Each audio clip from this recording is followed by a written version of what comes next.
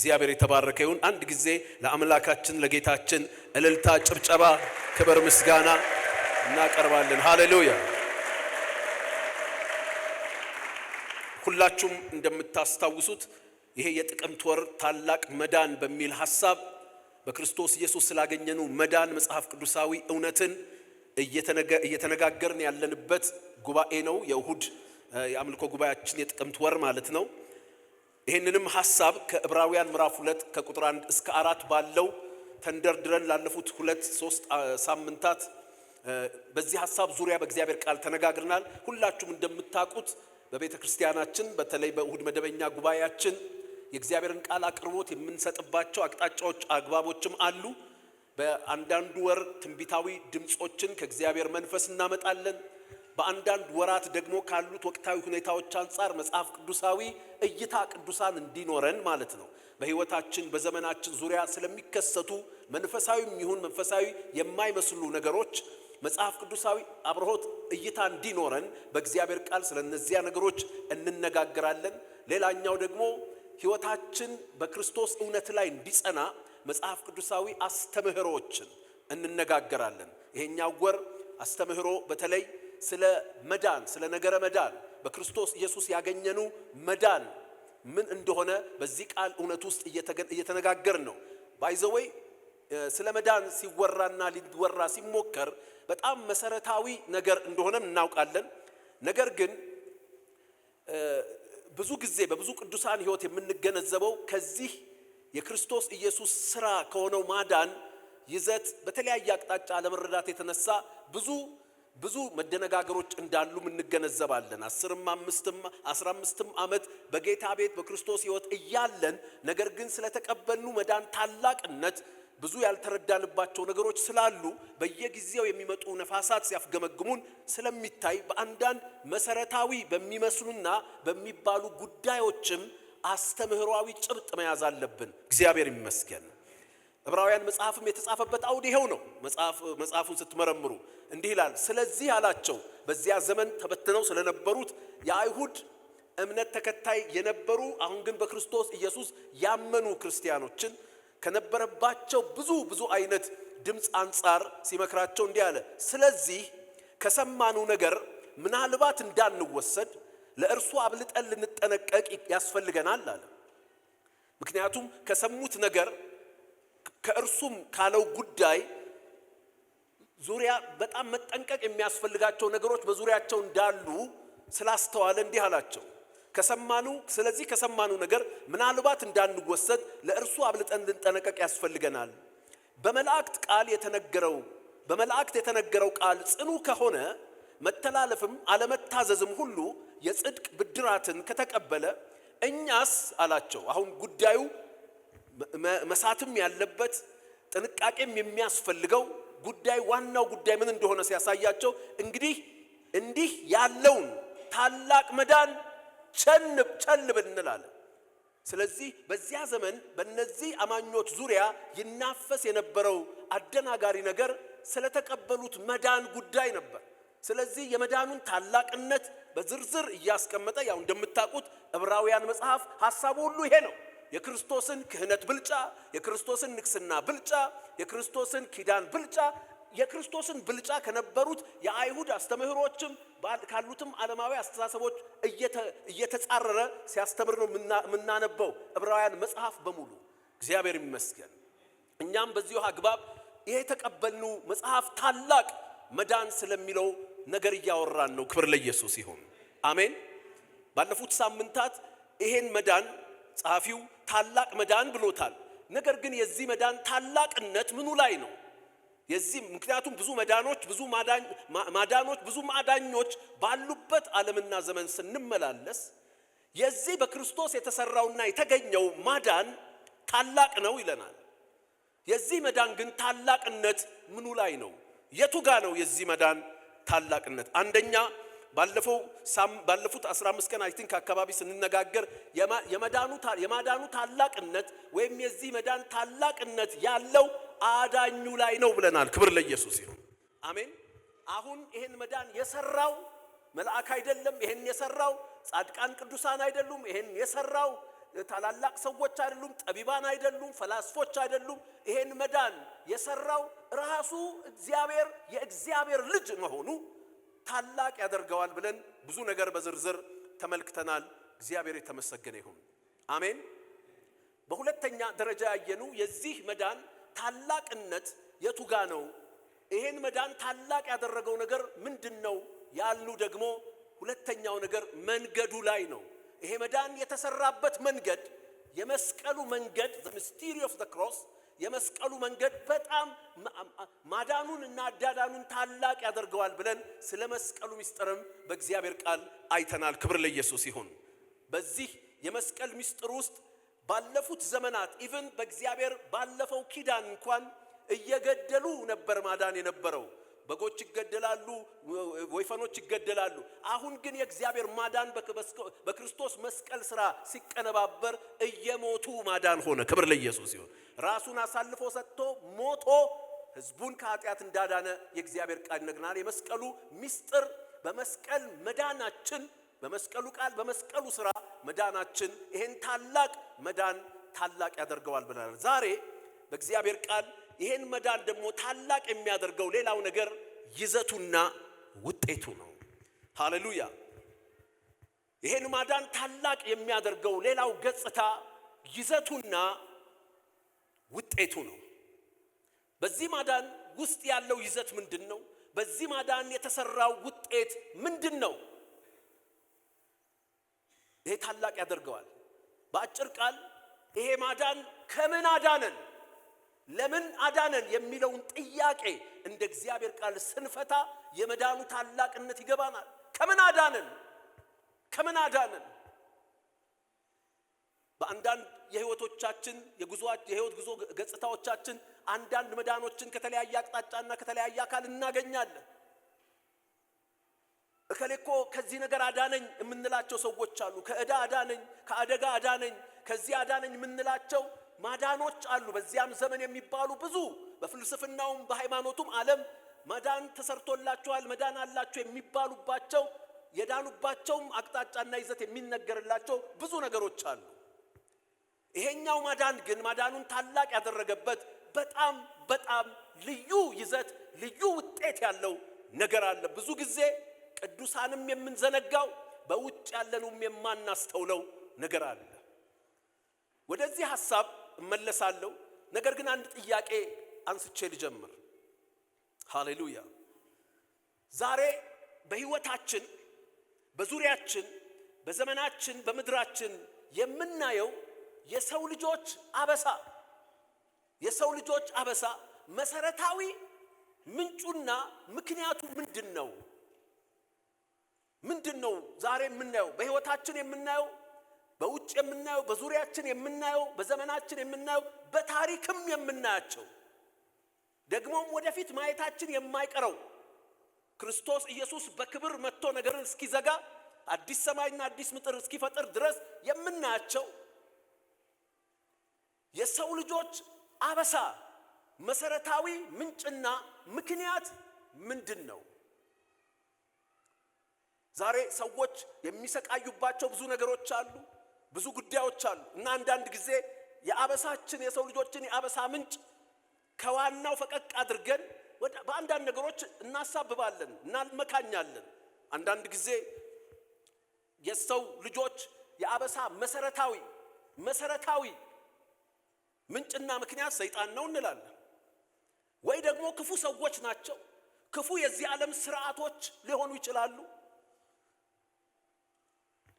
ሌሎችም ይሄ አስቸጋሪ አደገኛ የተፈጥሮ ስርዓቶችም የሰው ልጆች የሚያልፉባቸው የሰው ልጅም የሚኖርበት የሞት ኑሮ መሰረታዊ ምክንያትና ምንጭ ብለን እንጠራቸዋለን። በእርግጥ እነዚህ ነገሮች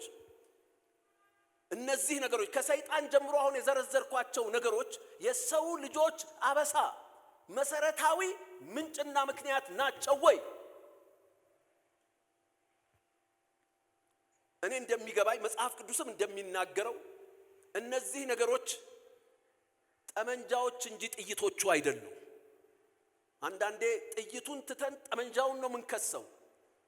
የሰይጣንም ጉልበት ቢሆን የክፉ ሰዎች የክፉ ስርዓቶችም በሰው ልጆች ላይ የሚያመጡትና የሚፈጥሩት አበሳም ቢሆን መሰረታዊ መነሻው እነሱ ጠመንጃዎች ናቸው። ጠመንጃ ጥይት ከሌለው ጌጥ ነው፣ ቤት ላይ ተሰቅለዋል።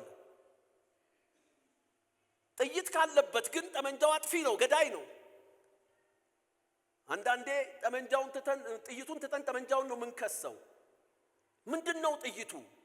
ለሰው ልጆች አበሳ መሰረታዊ መነሻ ምንጭና ምክንያት ምንድነው? ጥይቱ ምንድነው? መጽሐፍ ቅዱስ ምን ይለናል? ምክንያቱም አንዳንድ ጊዜ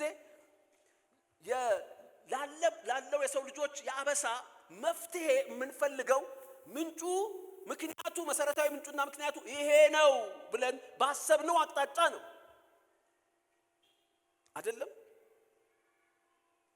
ሰይጣን ነው ካልን መሰረታዊ እንዳልኳችሁ ነው። ሰይጣን ጠመንጃ ነው፣ ጥይት አለ። ያ ጥይት ባለበት ነው አቅም የሚኖረው። እግዚአብሔር አዳምን በኤደን ገነት ሲፈጥረው ስለ ብዙ ነገር ነገረው። በገነት መካከል ስላለችው ክፉና መልካም ስለምታሳውቀው ዛፍ ነገረው። ከሷም እንዳይበላ አዘዘው። ብዙ ነገሮችን ቃሉም ዘረዘረልን። በኤደን ገነት እግዚአብሔር በፈጠረው ፍጥረት መካከል ያሉትን ብዙ ነገሮች ዘርዝሮልን።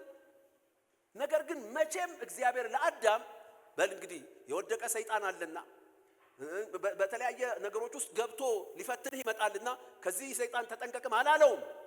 ሪኮግናይዝም አላደረገውም እግዚአብሔር። ምክንያቱም ሰው በነበረበት በዚያ ሁኔታ ውስጥ አስጊው አይደለም።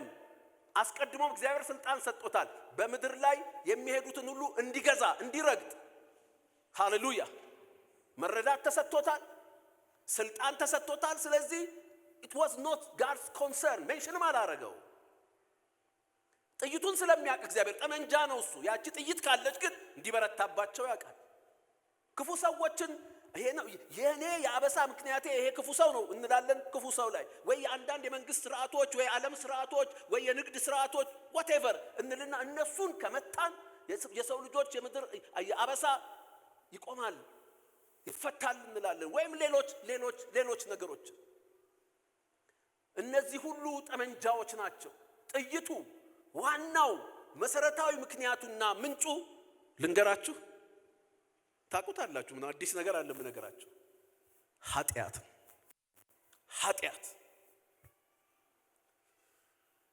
ኃጢአት የሰው ልጆች አበሳ መሰረታዊ ምንጭና ምክንያቱ ጥይቱ ኃጢአት ነው። ሰይጣንም ከኃጢአት የተነሳ ነው በሰው ልጆች ላይ ጉልበት ያገኘው። ክፋትም አይደለም እማላቀው ጎረቤቴ ብቸኛ ወንድሜ ቃየል እኔን የሚገለኝ መሰረታዊ መነሻው ኃጢአት ነው። የቃየል ክፋት ከቃየልነቱ አይደለም። ስለዚህ ነው እግዚአብሔር ያለው ኃጢአት በደጅህ ታደባለች፣ ፈጥነህ ንገስባት። ጥይቷ አለች፣ አታኩሳት። በየትኛውም አግባብና አቅጣጫ የእግዚአብሔርን ቃል ስንመረምር ከመነሻው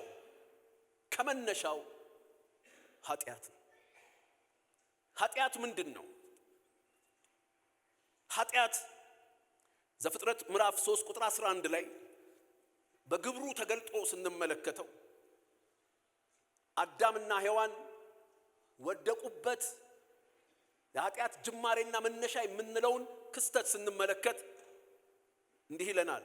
እግዚአብሔርም አለው ዘፍጥረት 3:11 ራቁትህን እንደሆንክ ማን ነገረህ?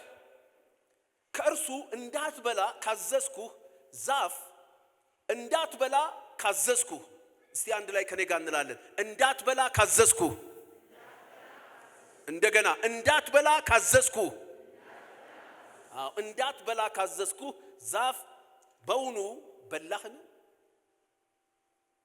ራቁቱን ሆነ፣ ከእግዚአብሔር ክብር ጎደለ፣ ከእግዚአብሔር ጋር የነበረው ህብረት ኢንቲሜሲ ተሰበረ። የዛች ኃጢአት መነሻና ምንነቷን ሲናገር እንዳትበላ ካዘዝኩህ። ኃጢአት መጽሐፍ ቅዱስ በተጻፈባቸው ቋንቋዎችም የቃል ትርጓሜ ጭብጥ ውስጥም የምናየው ኃጢአት ከእግዚአብሔር ልክ መውረድ ነው። ከእግዚአብሔር ልክ መውረድ ነው። እግዚአብሔር ካስቀመጠው ልክ መውረድ፣ እግዚአብሔር ካስቀመጠው ኢላማ መሳት፣ እግዚአብሔር ካስቀመጠው ስርዓት መውጣት፣ በእግዚአብሔር ሐሳብ መንገድ ላይ ማመጽ ነው። ኃጢአት በተግባር ሂደት ከመገለጧ በፊት ባለመታዘዝ መንፈስ ነው የተወለደችው። እዚህ ጋር ነው አመጣው እግዚአብሔር እንዳትበላ ካዘዝኩ you have fallen from my set standard ከገነት ዛፎች ሁሉ ብላ፣ ነገር ግን መልካምና ክፉ ከምታሳውቀው ከዚች ዛፍ እንዳትበላ በበላህ ቀን ሞትን ትሞታለህ ያለውን የእግዚአብሔርን ስታንዳርድ ተላለፈ።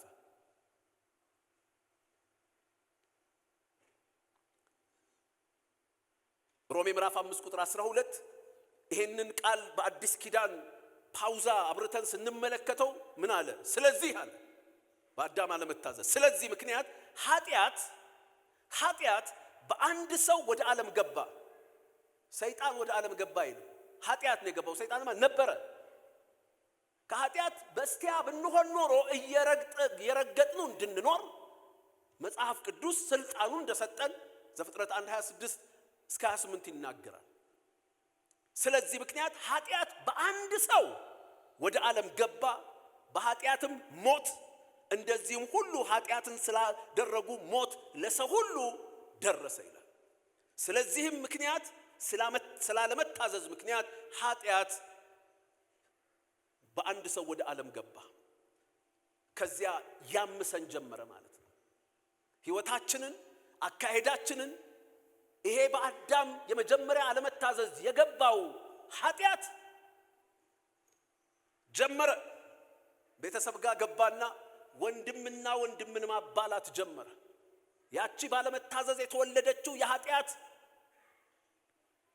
ነገር፣ የኃጢአት ጨቅላ ነገር መጣችና ቃየል ደጃ ደባች፣ ጀመረች ማደግ፣ ጀመረች መገለጥ። ስለዚህ ቃየል በወንድሙ ላይ ቀና፣ በኃጢአት ተሸነፈ። ያቺ ጥይት በቃየል ጥፋት በኩል ተተኩሳ ወንድሙን አቤልን ገደለችው። ዛሬም የምናያቸው የሰዎች መከፋፋት፣ አሜን፣ የሰዎች መከፋፋት መሰረት በሌለው ምን አደረገ አቤል? ምን አደረገው ቃየልን? ምን አደረገው? ለአምላኩ ለእግዚአብሔር የሚገባውን ነገር በህሊናው ምሪት ሰዋ። ቃየልም እንደ ነገሩ ይዞ መጣ። እግዚአብሔር ደስ አላለውም። ሴት ያደረገው ስታንዳርድ አለ መስዋዕት ለሱ የሚቀርብበት። ቃየልም ኢላማ ሳተ።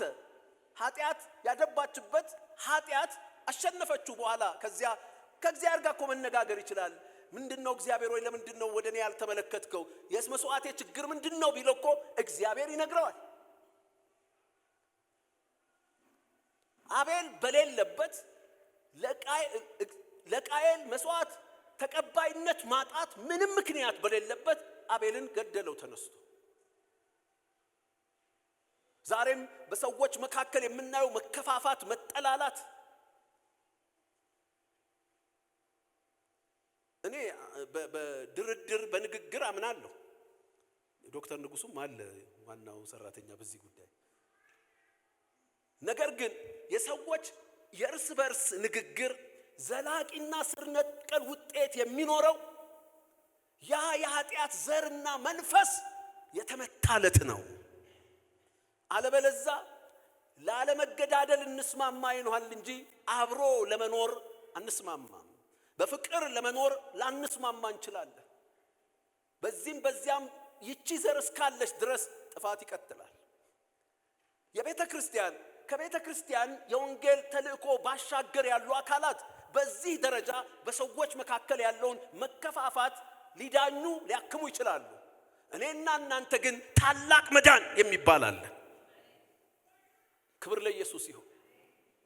አሜን። ያቺ በአንድ ጓዳ በወንድሞች መካከል የጀመረችው ኃጢአት ደግሞ አደገችና ከሰማያት በቅድስናው ዙፋን የተቀመጠውን እግዚአብሔርን አስቆጥታ ዓለም ሁሉ ምድር ሁሉ በጥፋት ውሃ እንዲፈረድበት ማህበረሰብ ውስጥ ገብታ እንዲህ ይላል እግዚአብሔር ቃል ዘፍጥረት ምዕራፍ 6 ቁጥር 5 እግዚአብሔርም የሰውን ክፋት በምድር ላይ እንደበዛ የልቡ ሐሳብ ምኞትም ሁሉ ጊዜ ፈጽሞ ክፉ እንደሆነ አየ። ምድርም ይላል ቁጥር 11 በእግዚአብሔር ፊት ተበላሸች፣ ምድርም ግፍን ተሞላች። እግዚአብሔርም ምድርን አየ፣ እነሆ ተበላሸች፣ ስጋን የለበሰ ሁሉ በምድር ላይ መንገዱን አበላሽቶ ነበርና እግዚአብሔርም ኖኅን አለው የስጋ ሁሉ ፍጻሜ በፊቴ ደርሷል፣ ከእርሱ የተነሳ ምድር በግፍ ተሞልታለችና እኔም እነሆ ከምድር ጋር አጠፋቸዋለሁ። ያቺ በአዳም አለመታዘዝ የተወለደችው የኃጢአት ዘር አድጋ ወንድማማችን አጋደለች፣ አድጋ ማህበረሰብን አምታታች፣ ምድርን አረከሰች፣ አዘቀጠች። ከዚህ የተነሳ በዚህ ስቴት ምድር መቀጠል እንዳትችል ያወቀው ጻድቁ ንጉሥ እግዚአብሔር፣ ጠቢቡ ኃያሉ ንጉሥ እግዚአብሔር ፍርድን አደረገ። ቅሬታን የኖኅን ቤተሰብ ቅሬታ አስቀርቶ። ስለዚህ ዛሬ በዓለም መካከል በምድር መካከል የምናየው ግፍ፣ አቢዩዝ፣ ኮራፕሽን በስርዓቶች የምናየው በመንግስታት የምናየው በተለያየ አቅጣጫ የምናያቸው ነገሮች ሁሉ ከዚያች ከዘፍጥረት 3:11 የተወለደችው የኃጢአት ዘር ነች። ኃጢአት እስቲ ኃጢአት በሉ። ሰው በኃጢአት ምክንያት የተፈጠሩ ነገሮችን ለጥቂት ለጊዜው ሊያርም ይችላል። ከኃጢአት በታች ወይም በኃጢአት ምክንያት የተፈጠሩ በሰው ህይወት፣ በሰው ኑሮ፣ በማህበረሰብ በተለያየ አቅጣጫ ያሉ ችግሮችን ለጥቂቱ ማከም ማስታመም ይችላል። ነገር ግን የሰው ልጆች አበሳ መሰረታዊ ምንጭና ምክንያት የሆነውን ኃጢአት ግን ማንም እንዳይችል መጽሐፈ ምሳሌ ምዕራፍ 20 ቁጥር 9 በጠቢቡ አንደበት መጽሐፈ ምሳሌ የጠቢቡ ሰለሞን መጽሐፍ ነው። በዓለም ዙሪያ በሚኖርበት ዘመን ከዚያም ባለፈ ከተሰጠው መለኮታዊ ጥበብ የተነሳ የብዙ ነገሮችን ጽንሰ ሐሳብ እየመረመረ በእግዚአብሔር ነገር የሚናገር ጠቢብ ሰው ነበር እና ምን አለ? ምሳሌ 29 ልቤን ምሳሌ 29 ሳይሆን ምሳሌ ምዕራፍ 20 ቁጥር 9 ልቤን አነጻው ከኃጢአትም ጠራሁ የሚል ማን ነው? እዚህ ላይ ከኃጢአት ጠራሁ የሚለው ነገር በጣም ከፍ ያለ ሁኔታ እንደሆነ የሚያሳየው ከልብ ጀምሮ ነው። ይኸውላችሁ ኃጢአት መገለጫው ድርጊት ይሆናል እንጂ መሰረቱ ድርጊት አይደለም። መሰረቱ ማንነት ነው። መሰረቱ ሞት ነው።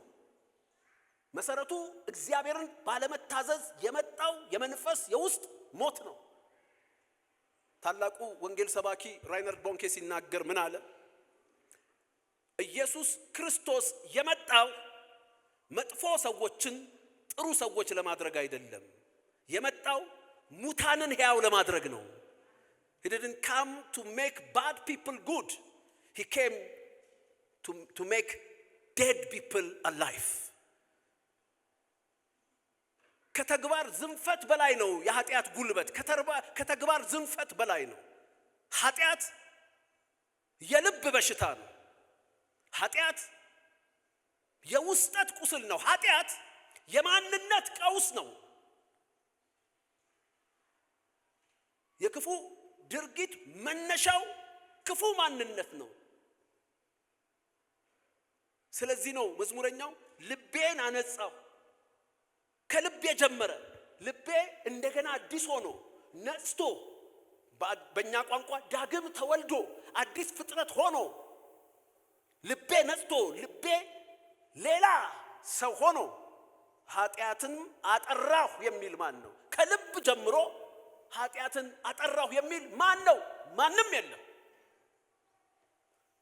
የሰው ልጆች አበሳ መሰረታዊ ምንጭና ምክንያት ኃጢአት ከሆነ በየትኛው እንግዲህ ይሄን የተናገረው ከሱም በፊት ከሱም በኋላ ጠቢብ የተባለ ሰው የሌለ ለብዙ ነገሮች ቁልፍ ያለው፣ ለብዙ ጥያቄዎች መልስ ያለው የመጨረሻው በሰው ልጆች መካከል የመጨረሻው ጠቢብ ነው። ኢየሱስ እንኳን ስለ ሰለሞን ጥበብ ተናግሮ ከሰለሞን የሚበልጥ ያለው ራሱን ኢየሱስ እንጂ ከሰለሞን የበለጠው ሌላ ብልጫ ያለው እንደሌለ ስለገባው እኔ ብቻ ነው የሚበልጠው እንጂ በሰው ልጆች መካከል ስለ ፍጥረት ሂደት፣ ስለ ፍጥረት ስርዓት፣ ስለ ሰው ህይወት፣ ስለ ልቦና፣ ስለ ሁሉም፣ ስለ እንስሳው፣ ስለ ሁሉም ነገር ያን ጊዜ ቋንቋው ቢኖርና ሰው ቢረዳው ዛሬ ስለምንደነቅባቸው ቴክኖሎጂዎች ሁሉ ሰለሞን መናገር የሚችል ሰው፣ መጻፍ የሚችል ሰው።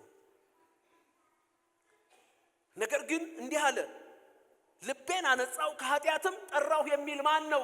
እስቲ አሳዩኝ። እንዴት አድርጎ ልቡን አነጻ? እንዴት አድርጎ ከኃጢአት ጠራ? አሳዩኝ። እኔ እንኳን በዚህ ሁሉ ጥበቤ ይሄን ላደርግ አልቻልኩም። እሱንማ ብናደርግ ነው አባባሉ ከጀርባ። እሱንማ ብናደርግ ልቡን አንጽቶ ከኃጢአት የጠራ ሰው ቢኖርማ የሰው ልጆች አበሳ መሰረታዊ ምንጭና ምክንያት ተገለበጠ፣ ተወገደ ማለት ነው። ሃሌሉያ! ኢየሱስ ያድናል። እግዚአብሔር በአሰራሩ ሂደት ቀጠለና ትንቢተ ዘካርያስ ምዕራፍ 13 እንዲህ የሚል ተስፋ ነብዩ ተናገረ። ትንቢተ ዘካርያስ ምዕራፍ 13 ቁጥር 1 በዚያ ቀን ለዳዊት ቤትና በኢየሩሳሌም ለሚኖሩ ከኃጢአትና ከርኩሰት የሚያነጻ ምንጭ ይከፈታል። ሃሌሉያ! አያችሁ፣ ምንጭ በምንጭ ነው የሚጠፋው። ከኃጢአትና ከርኩሰት የሰው ልጆች አበሳ ምንጩ እሱ ነው። ይሄን ምንጭ የሚያደርግ ሌላ ምንጭ ይከፈታል። የማያባብል የማይሸፋፍን፣ አሜን፣ ማስታገሻ ማስታመሚያ የማይሰጥ ነገር ግን የሚያጠራ ምንጩን የሚያደርግ ምንጭ ይከፈታል።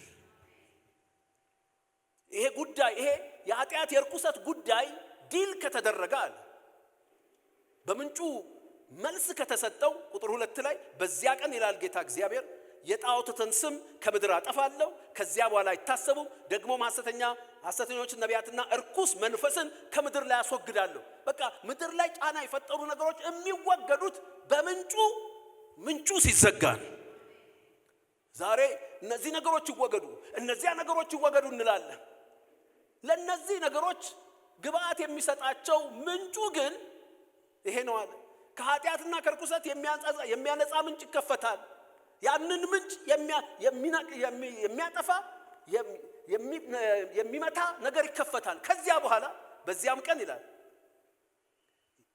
የጣዖታት ስም ከምድር አጠፋለሁ፣ እርኩስ መናፍስታትን ከምድር አጠፋለሁ ማለት እነዚህ በምድርና በነዋሪዎቿ ላይ ጥፋትን፣ ውድቀትን፣ አበሳን የሚጨምሩትን ነገር እምነቅለው ከነሱ ተነስቻ አይደለም ማለት መጀመሪያ ለነሱ ኃይል ግብአት የሚሰጣቸውን ኃጢአትን ምንጩን በምንጭ አደርቃለሁ አለ።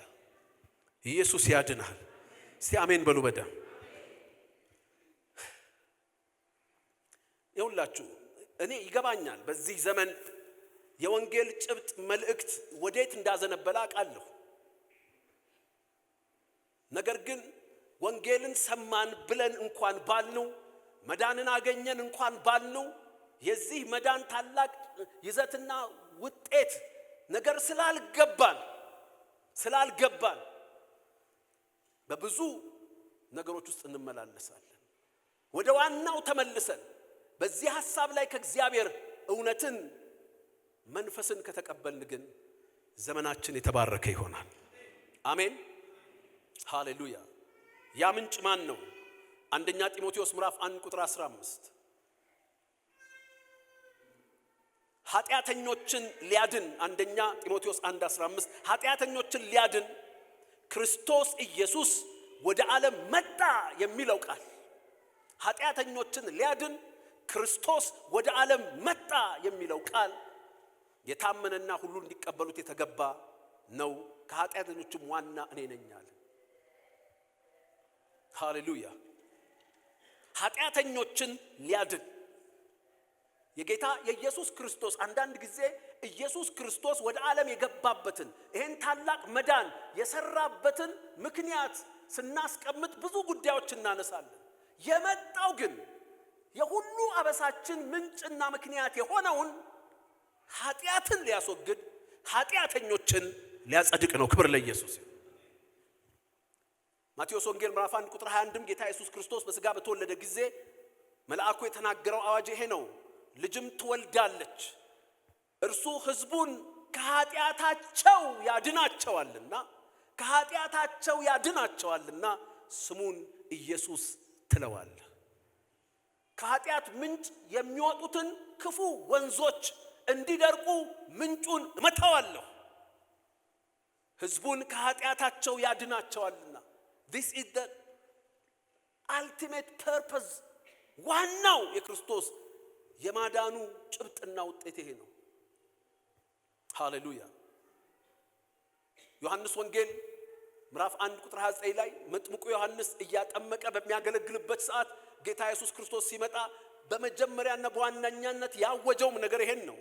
በነገው ዮሐንስ ወንጌል 1:29 በነገው ዮሐንስ ኢየሱስን ወደ እርሱ ሲመጣ አይቶ እንዲህ አለ፣ እነሆ የዓለምን ኃጢአት የሚያስወግድ የእግዚአብሔር በግ። የዓለምን ኃጢአት የሚያስወግድ የእግዚአብሔር በግ። ወገኖቼ በዚህ ታላቅ መዳን ውስጥ ያለውን ከኃጢአት የመዋጀት የመንጻት ከኃጢአት የማስወገድ የማዳኑ ታላቅነት ጋር መግባባት ቢኖረን ሕይወታችን በአሸናፊነት ዘመናችንን በእግዚአብሔር ክብር ይሞላል። ነገር ግን we underestimate በጣም አቀጣጥነን ነው የኃጢአት ጉዳይ ከሞት በኋላ ካለው ፍርድ ጋር ብቻ ነው ያያዝነው። የኃጢአት ጉዳይ የዛሬ የሕይወታችን አበሳ ነው፣ የዘመናችን አበሳ ነው፣ የሥርዓቶቻችን አበሳ ነው።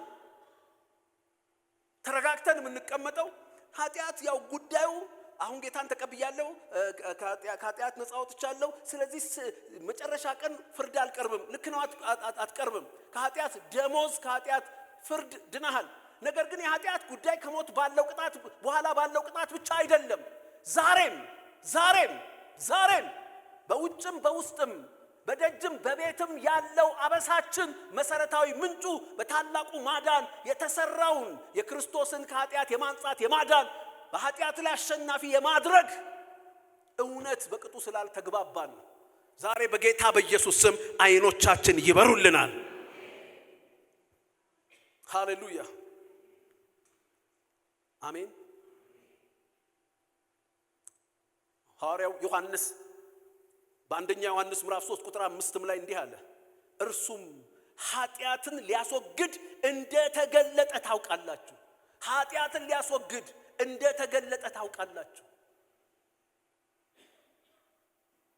የክርስቶስ መምጣት በመምጣቱም የተወለደው ወንጌል ጭብጥ ዋና ወሳኝ መልእክት በኃጢአት ላይ የተደረገውን ነገር ማወጅ ነው። ሃሌሉያ ኢየሱስ ያድናል።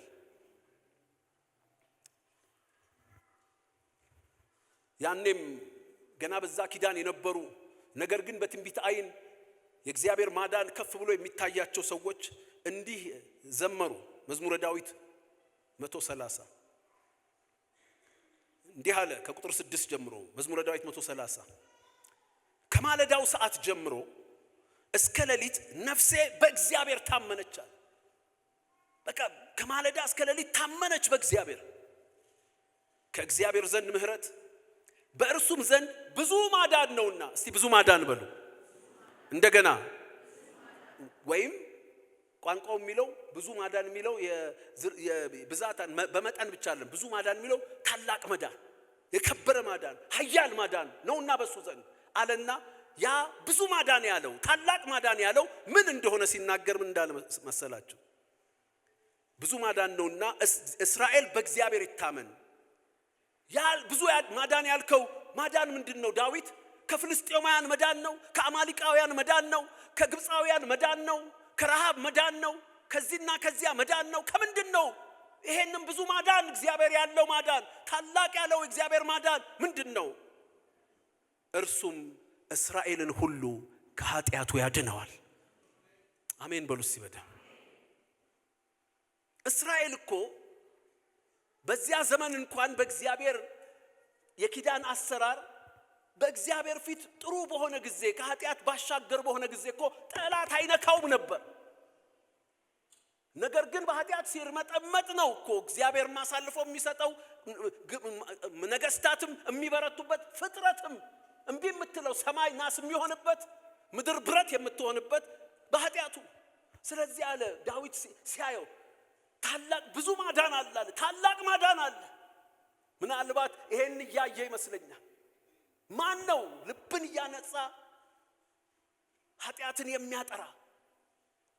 በሰው ያልተቻለ፣ በሰለሞን ያልተቻለ ይመጣል። ምንጭ ይከፈታል፣ ምንጭ የሚያደርግ። ሃሌሉያ! ኢየሱስ ክርስቶስ ያድናል።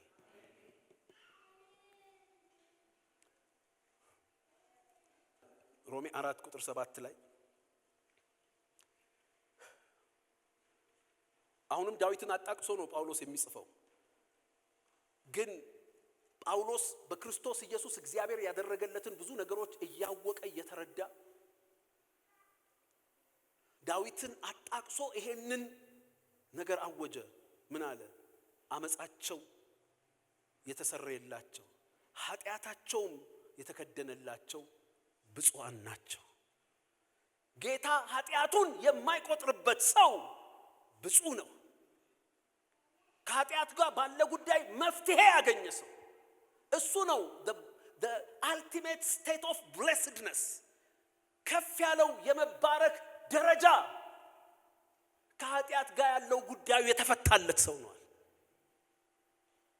እግዚአብሔር እንዲህና እንደዚህ አይነት ነገር ያደረገለት ወይም ዛሬ ካለበት ነገር እንዲህ ያደረገለት አይደለም ያለው። ኃጢአቱን የማይቆጥርበት ሰው፣ ኃጢአቱ የተሰረየለት ሰው፣ ከኃጢአቱ የተዋጀ ሰው እሱ ነው ብሩክ blessed state። ከፍ ያለው የበረከት ቁንጮ እሱ ነው። ሃሌሉያ! ሲያሜን በሉ በደም። ዛሬ በክርስቶስ ኢየሱስ እውነት አምናችሁ በመስቀሉ ሥራ ከኃጢአታችሁ እግዚአብሔር የቤዣችሁ ኤፌሶን ምዕራፍ 1:7 እንደሚለው በውድ ልጁ እንደ ጸጋው ባለጠግነት መጠን በደሙ የተደረገ ቤዛነታችንን አገኘን፣ እርሱም የበደላችን ስርየት። ይሄንን የዚህን የዘላለም ምንጭ የማንጻት የማጠብ ከልብ ጀምሮ ግብርን ሁሉ የሚፈውሰው የክርስቶስን ከኃጢአት ባርነት አርነት የወጣበትን ማዳን አግኝቻለሁ የሚል እስቲ በእልልታ በጭብጨባ እግዚአብሔርን ያመሰግነው።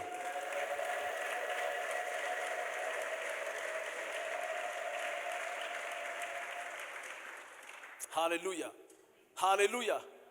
ዛሬም በክርስቶስ ኢየሱስ ያላመናችሁ ሰዎች ካላችሁ አንዳንድ ጊዜ እኛም ይቅርታ እንጠይቃችሁ። በመጀመሪያ የወንጌል ማዕከላዊ ጭብጥና መልእክት እግዚአብሔር በክርስቶስ ኢየሱስ በዋናነት ኦፈር ያቀረበው ነገር የነገሮቻችሁ ሁሉ አበሳ ምንጭ የሆነውን ኃጢአትን ከውስጣችሁ መንቀል። ኢየሱስ ያድናል።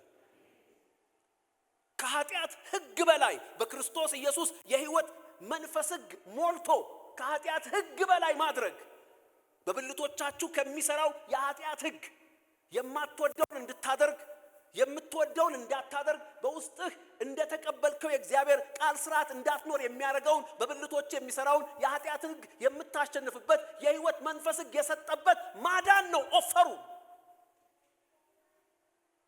አቅርቦቱ። ኢየሱስ ያድናል። አሜን። ሲያሜን በሉ በደም።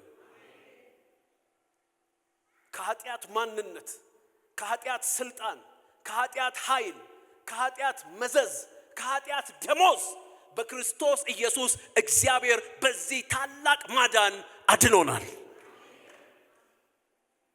አሜን።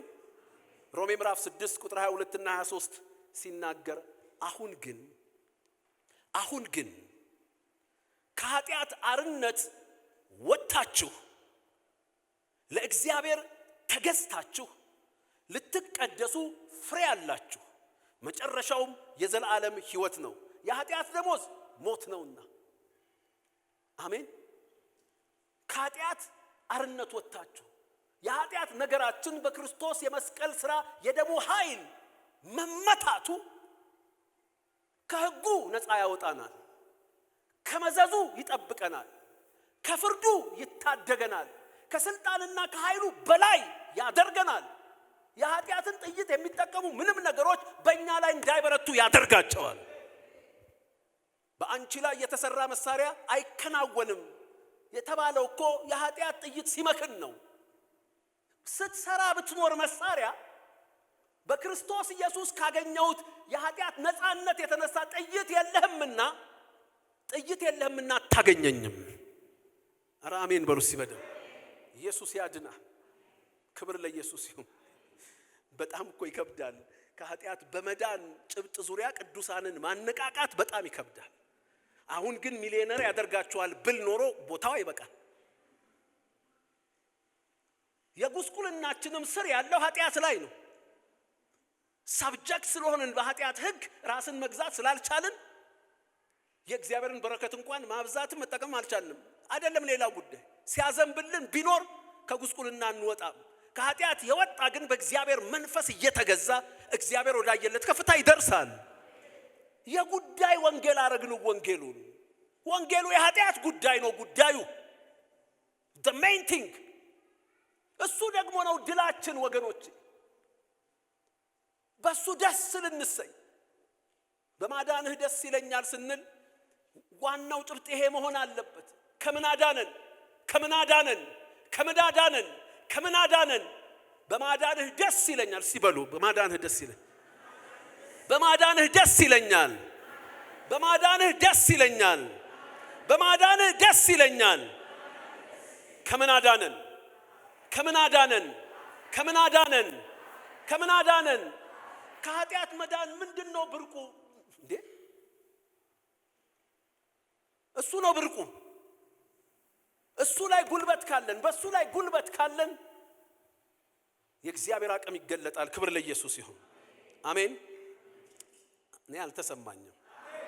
ኢየሱስ ያድናል። ያዕቆብ መልእክት ምዕራፍ 5 ላይ እንዲህ አለ፣ ኃጢአተኛን ከተሳሳተበት መንገድ የሚመልሰው አለ። ኃጢአተኛን ከተሳሳበት አሁን ኃጢአተኛ ነው ይሄ ሰውዬ፣ በአይዴንቲቲው ኃጢአተኛ ነው። የተሳሳበት መንገድ ደግሞ በኢየሱስ መንገድ ውስጥ አለመሆኑ። ዮሐንስ ወንጌል ምዕራፍ 16 እንደሚናገረው መንፈስ ቅዱስ በመጣ ጊዜ ዓለምን ስለ ኃጢአቷ ይወቅሳታል፣ ኃጢአቱም በእኔ ስላላመኑ ነው። ኃጢአቱም እሱን በላከው ስላላመኑ ነው።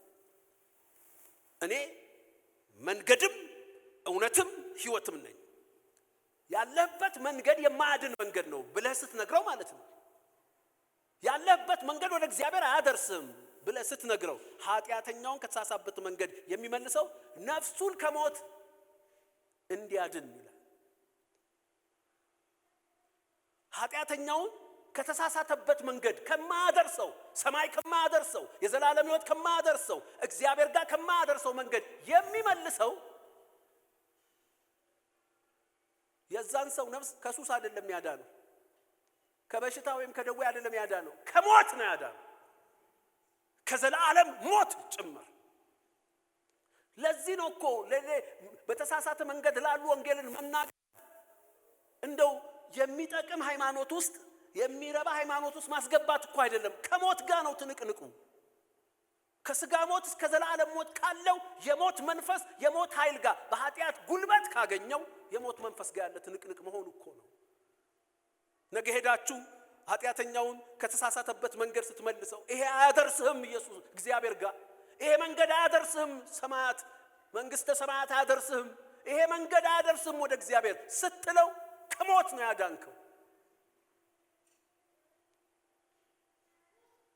ቅድም እንዳልነበብኩላችሁ ራይነርድ ቦንኬ እንደተናገረው ኢየሱስ ክርስቶስ ወደ ዓለም የመጣው መጥፎ ሰዎችን ጥሩ ለማድረግ አይደለም፣ የሞቱ ሰዎችን ሕያዋን ለማድረግ ነው። ሃሌሉያ! ኢየሱስ ያድናል።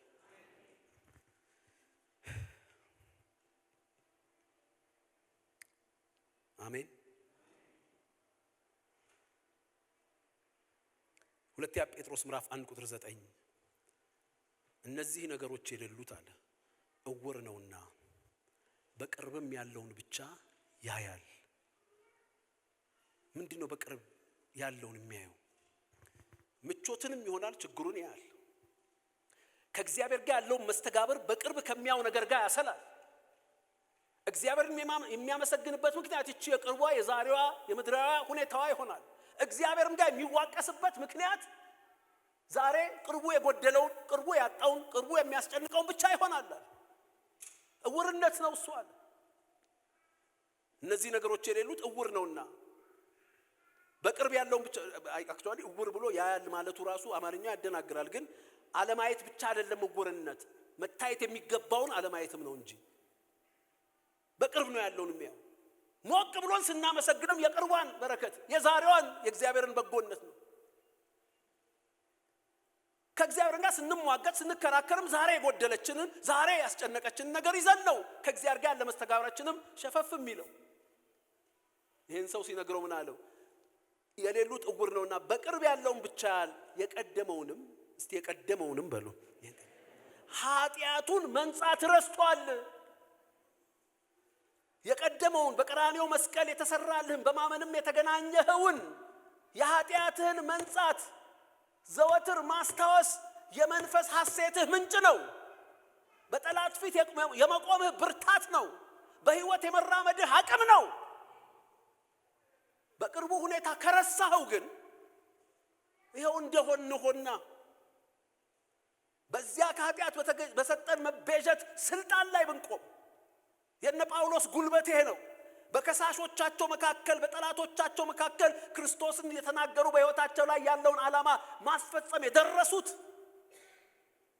በድንጋይ ወግረው ሞተዋል ብለው ሲተዋቸው አራግፈው የተነሱበት የሕይወት ኃይል ምንጩ የድንጋዩን ኃይል የሰበረላቸው የነገስታትን ኃይል ያመከነላቸው በባህር ውስጥ ጥለውት ለቀናት ባህር ውስጥ ኖሮ የወጣበት አቅም የተገኘው ከኃጢአት በላይ ስለሆነና በዚያ ስፍራ የክርስቶስን ሕይወት ስለተቀበለ ነው። እረ ወገኖች ኢየሱስ ከኃጢአት አድኖናል። ኢየሱስ ከኃጢአት አድኖናል። ከኃጢአት አድኖናል። ክብር ለኢየሱስ ይሁን። ይሄን ተናግሬ ልጨርስ። ማቴዎስ ወንጌል ምዕራፍ 9 ቁጥር 2 እነሆም በአልጋ የተኛ ሽባ ወደ እርሱ አመጡ። ኢየሱስም እምነታቸውን አይቶ ሽባውን አንተ ልጅ አይዞህ ኃጢአትህ ተሰረየችልህ አለው። ያዙት። እነሆ በአልጋ የተኛ ሽባ ሰው ወደ እርሱ አመጡ። ኃጢአተኛ ሰው አመጡ ይላል። ይሄ ሰውዬ በጣም ሱስ ያስቸግሮት ወይም ደግሞ ምናምን ኢቭን የሞራል ሲን እንኳን ይዘው አልመጡ። ወይም ይሄ ሰውዬ የእግዚአብሔር መንገድ የማይከተል የሙሴን ሕግ የማያውቅ በእነሱ አባባል አረማዊ ብለው አይደለም ይዘው የመጡት። ኮንዲሽን ነው ይዘው የመጡት። ኢየሱስ ምን አሉ? በአልጋ የተኛ ሽባ ሰው ወርሶ ኢየሱስ እምነታቸውን አይቶ ሽባውን አንተ ልጅ ከሽባነትህ ተፈወስ አይደለም ያለው። ምክንያቱም ኢየሱስ ሲያድን ከምንጩ ነው። ከምንጩ ስለሆነ ኃጢአትህ ተሰረየችልህ አለ። ሊያስጨፍራቸው ይገባ ነበር እኮ ብለው ቤቱን ሊያውኩት ይገባ ነበር። ምክንያቱም he did something no human being nobody on the universe can do። በዓለም ያለ በዝንት ዘፍጥረት ዓለም ያለ ማንም አካል የማያደርገው የትኛውም ሐኪም ቤት የማይሰጠው ኪኒን የሌለው መርፌ የሌለው ወጌሻ የሌለው ሃሌሉያ አሜን በሉ ሲበደ እንዴ የዚህ ሰው ሽባነት ይሄን አትርፎለት ቢያበቃ በሰማይ እልልታ ነው። ይሄ ሽባነቱ ክርስቶስን አጠጋግቶት ይሄ ነገሩ ተፈውሶለት ከኃጢአት ነጽቶ ቢያልቅና ጉዳዩ እዚች ቁጥር ላይ ቢያልቅ ዘላለማዊ ድል አግኝቷል። አሜን። ድሮስ መጨረሻስ ገነት መንግስተ ሰማያት ስትገባ እየተራመድክ አትገባም። ተሸክመው ነው እኮ የምትሄደው አይደለም። ሞት ዕለት የሞት ቀን እኮ ሽባ ነህ። ግን በክርስቶስ ኢየሱስ ኃጢአትህ ከተወገደልህ ግን እየተራመድክ ወደ እግዚአብሔር ክብር ትገባለህ። አንገትህ ቀና ብሎ ወደ እግዚአብሔር መንግስት ትገባለህ አለው። ከዛ እነውም ከጻፎች አንዳንዱ ልባቸው ይህስ ይሳደባል። ሲጀምር ኃጢአት መሰረይ ሰው አይችልም አይነት ነው ስድባቸው ጻፎቹ። ኢየሱስም ሐሳባቸውን አውቆ እንዲህ አለ፣ ስለምን በልባችሁ ክፉ ታስባላችሁ? ኃጢአት ተሰረየችልህ ከማለት ወይስ ተነሳና ሂድ ከማለት የትኛው ይቀላል? እኔ እኮ ከከባዱ ነው የጀመርኩት። የትኛው የሚቀል መሰላችሁ? ሽባውን መተርተር እኮ ይቀላል። ሽባውን መተርተር የቅባት ስራ ነው። ኃጢአትን መሰረይ የደም ስራ ነው፣ የሞት ስራ ነው። ባይዘዌ ይሁዳም ሽባ ፈውሷል እኮ ታውቃላችሁ። 70 አድርጎ ሲልካቸው በጌታ በኢየሱስ ስም ሽባ ፈውሰው አጋንንት አውጥተው መጥተዋል እነ ይሁዳ። ያኔ ሐዋርያው የነበረው ይሁዳ። conditions surrendered to the anointing። ሁኔታዎች ለቅባት ይገዛሉ። ኃጢአት ግን ለደም ብቻ ነው የሚገዛው። ደም ሳይፈስ ስርየት የለም። ከባዱን ነው የሰራውታል። አሜን። ኃጢአት እዚህ ላይ ኢየሱስ አልሞተም፣ ግን ፖስት ዴትድ ቼክ የሚባል ታውቃላችሁ። አሁን ዛሬ ቼክ ልሰጣችሁ እችላለሁ፣ ነገር ግን የዛሬ 6 ወር የሚመነዘር ቼክ እሰጣችኋለሁ። ቼኩ ትክክል ነው፣ ባንክ ላይ ገንዘብ አለ። የዛሬ 6 ወር ቼክ እሰጣለሁ። ዛሬ ሄደ ማውጣት አትችልም። ቼኳን ግን ሙጥኝ ብለህ ከያዝክ በ6 ወሩ በእለቱ ግን ማውጣት ትችላለህ። ቼክ ነው የሰጠው እዚህ ፖስት ዴትድ ቼክ። ኃጢአት ተሰረየችልህ። ከጥቂት ጊዜ በኋላ ክርስቶስ ኢየሱስ በቀራንዮ መስቀል ይሰቀላል። ደሙን ለሰው ልጆች ኃጢአት ያፈሳል፣ ይቀበራል። በሶስተኛው ቀን በክብር ይነሳል። በአባቱ ቀኝ ቆሞ ይማልዳል። ያን ጊዜ ያ ቀን ቼኮ የሚመነዘርበት ቀን ነው። ክብር ለኢየሱስ ይሁን።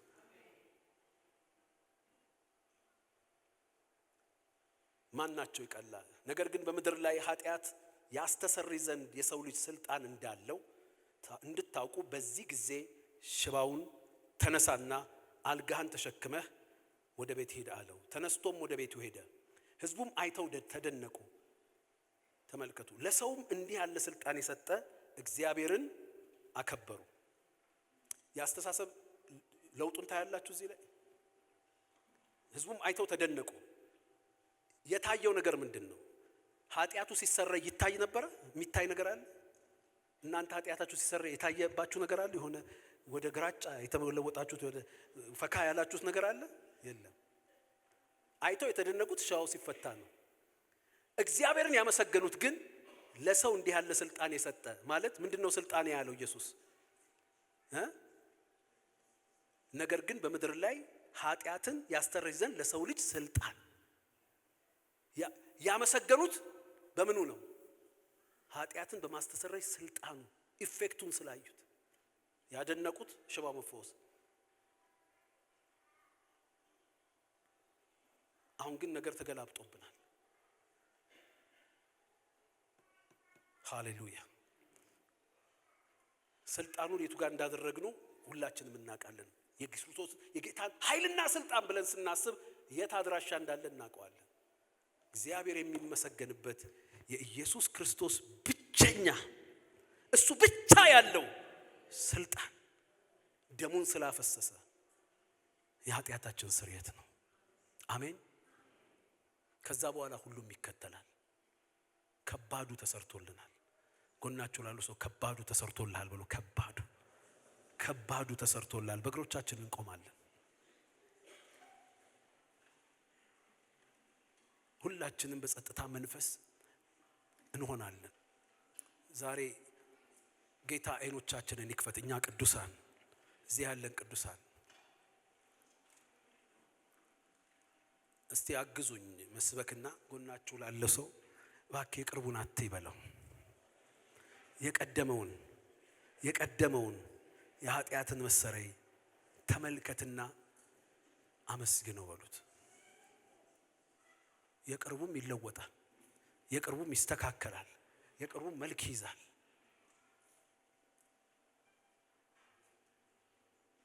ኢየሱስ ያድናል።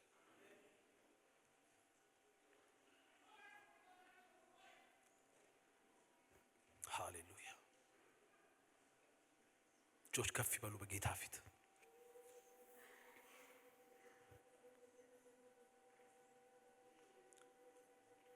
በክርስቶስ ኢየሱስ አምናችሁ በደሙ ኃጢአታችሁ የታጠበ ከኃጢአት ማንነት ወደ ልጅነት ማንነት ያበቃችሁ፣ ከኃጢአት ኃይል ስልጣን የታደጋችሁ፣ ከኃጢአት ደሞዝ ከዘላለም ሞት ከእግዚአብሔር ቁጣ ያተረፋችሁ፣ ከኃጢአት መዘዝ የጋረዳችሁ ኢየሱስ ክርስቶስ የተባረከ ይሁን። ዛሬ በቅርብ በዙሪያችሁ ያለው ምንም ይሁን የማመስገኛ ግን ከበቂ በላይ ምክንያት አላችሁ። ጌታ ኢየሱስ ክርስቶስን የማታውቁ ሰው ጋብዘዋችሁ እንግዳ ሆናችሁ የመጣችሁ ሰዎች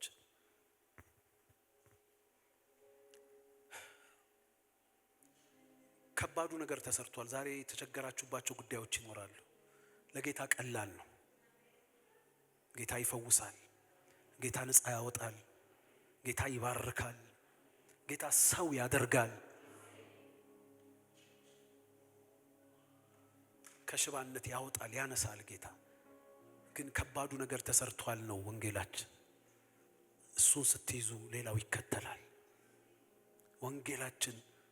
ወንጌላችን ይሄ ነው። ኢየሱስ ድሆችን ባለጠጋ፣ መጥፎ ሰዎችን ጥሩ ሰው ለማድረግ፣ ድሆችን ባለጠጋ ለማድረግ፣ ሞኞችን ጠቢባም ለማድረግ አይደለም የመጣው። ሂዝ ሪዝን የሞተን ሰው ሕያው ለማድረግ ነው የመጣው። ሕያው ስትሆን ግን እነዚህ ሁሉ ሽግግሮች ይመጡልሃል። ድሮም የሞት ተጽዕኖ ነው በዚያ ጨለማ ያስቀመጠ። እህቴ ምን ቸግሮሽ ይሆን እግዚአብሔር ያልሽው?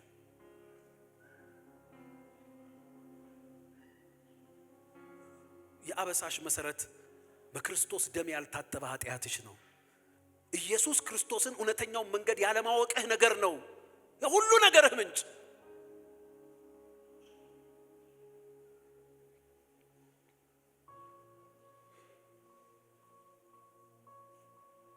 ዛሬ ዓለም ሰው የማይቀምሰው መድኃኒት የለም። አሁን በዘመናችን ወደ ፍልስፍናውም ሄደን በነፍስ ውስጥ ያለ የኃጢአት ቀዳዳ የፈጠረውን ጉድለት ለመሙላት ከሃይማኖት ፍልስፍና፣ ከፍልስፍና በአዳም ልኮ በዓል ገንዘቡ ያልሄድንበት የለም።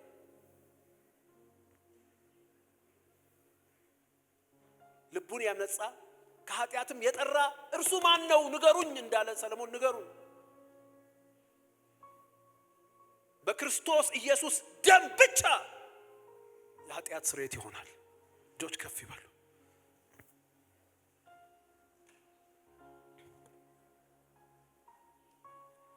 ሃሌሉያ ጂሰስ። አመስግኑት ወገኖቼ፣ አክብሩት።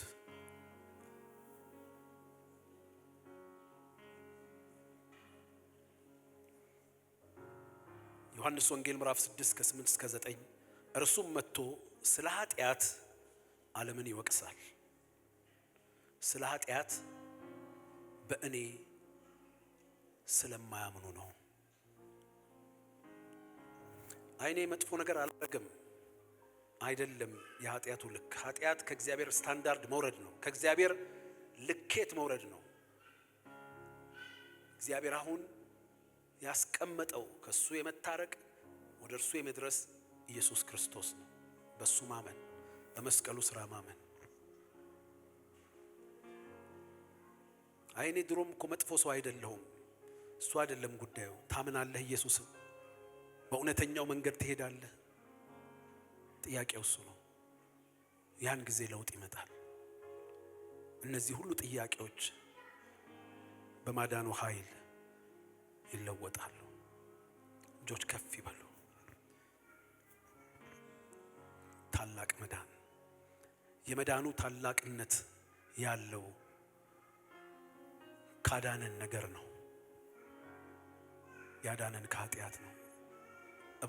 እባክሽ እህቴ ወንድሜ ከዚህ ተገላገል። ሁሉ ነገር መልስ ያገኛል፣ መስመር ይይዛል። አትታለል፣ አትሞኝ። የዛሬ የቅርብ ችግርሽን ፈቶ በክርስቶስ መስቀል ስራ የተደረገልሽን የኃጢአት ስርየት ሳይነገርሽ የዛሬ ሁኔታ ተፈቶ መሄድ አያዛልቅም። ኢየሱስ ያድናል። እጆች ከፍ ይበሉ።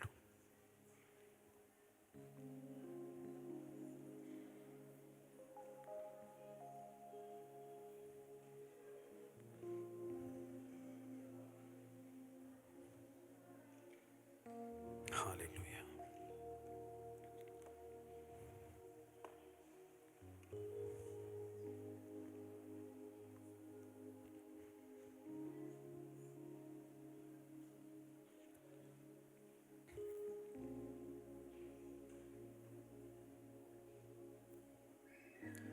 ልቤን አነጻው ከኃጢአትም ጠራው የሚል ማን ነው?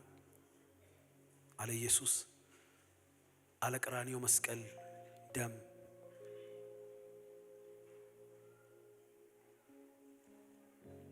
በዚያ ቀን ከኃጢአትና ከርኩሰት የሚያነጻ ምንጭ ይከፈታል።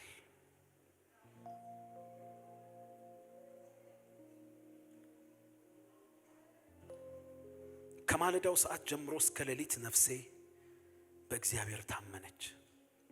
ከእግዚአብሔር ዘንድ ምሕረት በእርሱም ዘንድ ብዙ ማዳን ነውና እስራኤል በእግዚአብሔር ይታመን። ለምን ይታመን? ብዙ ማዳን ምንድን ነው? እርሱም እስራኤልን ከኃጢአቱ ሁሉ ያድነዋል። ኢየሱስ እናከብርሃለን።